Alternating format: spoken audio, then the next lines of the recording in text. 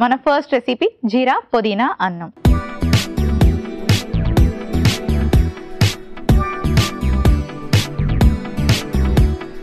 జీరా పుదీనా అన్నం ఎలా ప్రిపేర్ చేసుకోవాలో ఇప్పుడు చూద్దాం. ఓకే, మరి ముందుగా స్టవ్ ఆన్ చేసుకుందాం. కొంచెం నెయ్యి వేసుకుందాం. యాక్చువల్లీ ఆయిల్స్ అయితే తక్కువ చెప్తాం, కానీ నెయ్యి అయితే 1 స్పూన్ వరకు మనం ప్రతిరోజు తీసుకోవచ్చు. సో ఫ్యామిలీ అందరికీ మనం రైస్ ప్రిపేర్ చేసుకునేటప్పుడు ఒక 1 to 2 స్పూన్స్ వరకు ఇలా నెయ్యి వేసుకోవచ్చు. ఇప్పుడు కాస్త జీలకర్ర వేసుకుంటున్నాను. ఎక్కడైనా సరే తగ్గించి వేసుకోండి, కానీ ఇలాంటి మంచి మంచి ఇంగ్రీడియంట్స్ కాస్త ఎక్కువే వేసుకోండి. సో అందుకే నేను కాస్త జీలకర్ర ఎక్కువే వేసుకుంటున్నాను. అరుగుదలకి బాగా హెల్ప్ చేస్తుంది జీలకర్ర. ఇప్పుడు లవంగాలు, దాల్చిన చెక్క,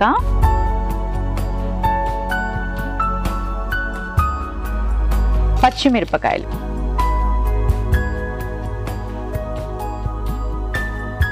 ఆ తర్వాత పుదీనా యాడ్ చేసుకుంటున్నాను.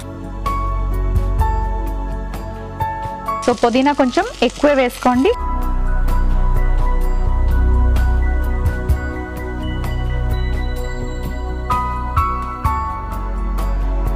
మరీ ఎక్కువగా దేన్ని కూడా ఫ్రై చేయకూడదు ఆకుకూరల్ని.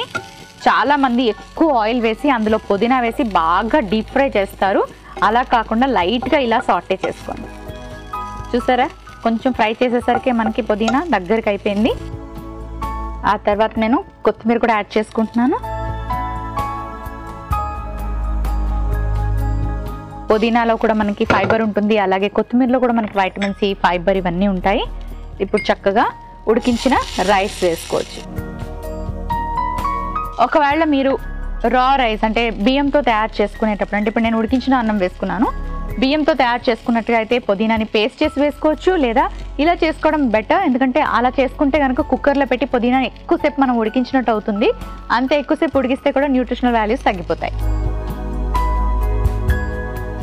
ఇప్పుడు కొంచెం సాల్ట్ వేసుకుంటున్నాను.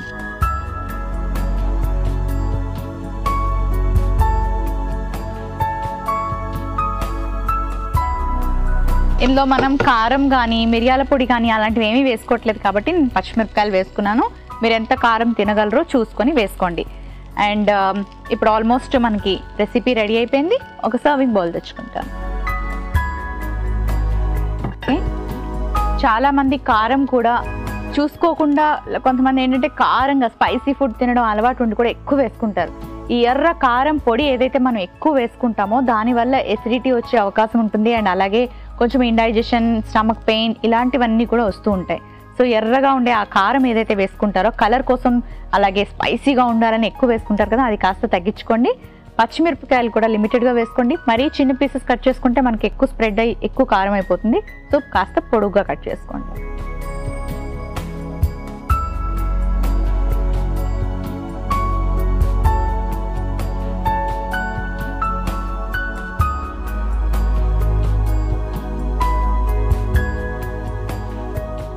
జీరా పుదీనా అన్నం రెడీ అయిపోయింది.